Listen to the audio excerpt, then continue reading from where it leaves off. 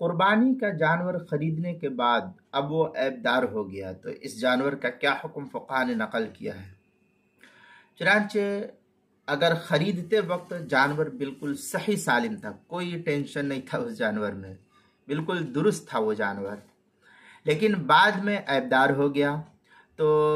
ایسی صورت میں مالدار پر اس کے بجائے دوسرے صحیح سالم جانور کی قربانی لازم اور ضروری، یعنی دوسرا وہ خرید کر کے لے کر کے آئے مالدار شخص۔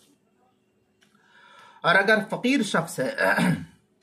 اگر وہ فقیر شخص ہے تو پھر اس فقیر کے لیے حکم یہ ہے کہ اسی عیبدار جانور کی قربانی وہ کر سکتا ہے، دوسرے جانور کی قربانی اس پر لازم اور ضروری نہیں ہے۔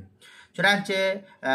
فتاوی شام کے اندر ہے وَلَوْ اشْتَرَاهَا سَلِيمَةً ثُمَّ تُعِيبَتْ بِعَيْبٍ مَانِعٍ فَعَلَيْهِ إِقَامَةُ غَيْرِهَا مَقَامَهَا إِنْ كَانَ غَنِيًّا وَإِنْ كَانَ فَقِيرًا أَجْزَاهُ ذَلِكَ۔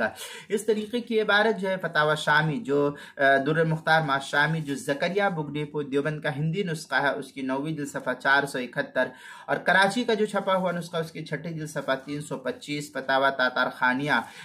جو زکریا بگٹی پور دیوبند کا ہندی نسخہ ہے اس کی 17ویں جلد صفحہ 422،